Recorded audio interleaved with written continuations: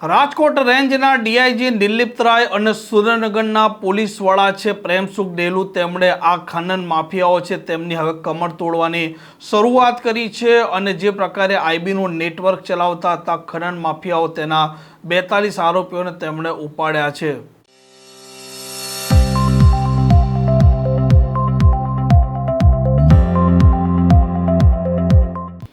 નમસ્કાર, આપ જોઈ રહ્યા છો હોટલાઇન ન્યૂઝ અને હું છું આપણી સાથે તોફિક ગાંચી। સુરેન્દ્રનગર છે તેમાં એક લાંબા સમયથી આ ખનન માફિયાઓ છે તે સતત બેફામ છે। ખાસ કરીને ચોટીલાની વાત કરો, થાનની વાત કરો કે પછી સાયલાની વાત કરો, આ ખનન માફિયાઓ એ હદ સુધી માથા ભારે છે કે તે ભૂતકાળમાં અધિકારીઓ પર પણ હુમલો કરી ચૂક્યા છે અને આ ગેરકાયદે જે પ્રકારે આ ખનન થઈ રહ્યું છે, ખાણો ધમધમી રહી છે, તેમાં કેટલાય લોકો મોતને ભેટ્યા છે। જો કે હવે સમય બદલાયો છે અને એસપી પ્રેમસુખ ડેલુ છે તે પણ આકરા મોડમાં છે અને સાથે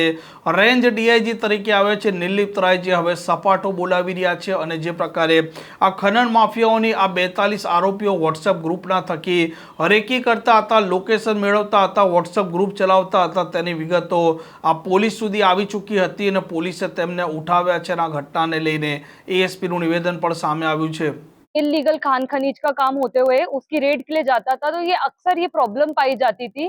कि बहुत सारे व्यक्ति पान के गल्ले वाले, होटल वाले वॉच पे रहते थे और पुलिस की लाइव लोकेशन एक दूसरे के साथ शेयर करते थे, जिसके कारण पुलिस की हर एक रेड, पुलिस चाहे रेवेन्यू या जियोलॉजी डिपार्टमेंट, उनकी हर एक रेड सक्सेसफुल नहीं हो पाती थी और ये मतलब अड़चन डालते थे पुलिस की कार्यवाही के अंदर।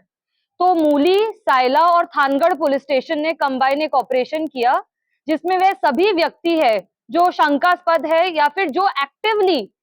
ये रोल निभा रहे थे व्हाट्सएप ग्रुप्स के अंदर या फिर ऑडियो कॉल, वीडियो कॉल, जिसके भी द्वारा ये ऑपरेट करे थे नेटवर्क, जिसमें जो पब्लिक सर्वेंट है,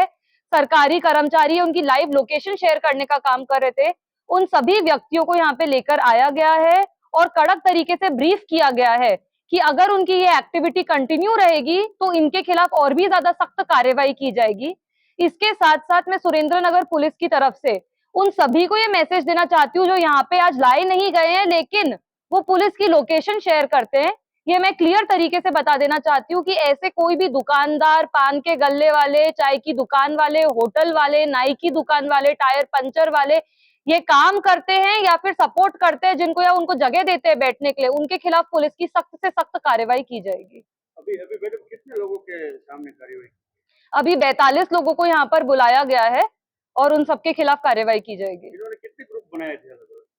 इनके काफी सारे व्हाट्सएप ग्रुप थे, कभी कुछ लोग तो एक जना 5-5 ग्रुप के अंदर भी हाजिर थे। આમ સુરેન્દ્રનગરમાં આ 3 વિસ્તાર છે ત્યાં સતત ખનન થાય છે, બેફામ રીતે ખનન થાય છે અને આ ખનન માફિયાઓ એ હદ સુધીના માથા ભારે છે કે જો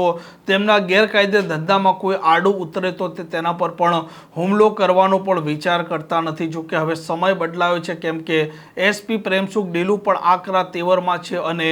રેન્જ ડીઆઈજી નિર્લિપ્ત રાય તે પણ તેમની જે પ્રકારે સ્વભાવ છે તે મુજબ જ કાર્યવાહી કરાવી રહ્યા છે અને તેમણે પણ થોડાક દિવસ પહેલા રેત માફિયા ઉપર કાર્યવાહી કરાવી હતી। આ પ્રકારના સમાચાર માટે હોટલાઇન ન્યૂઝ ડે ચેનલને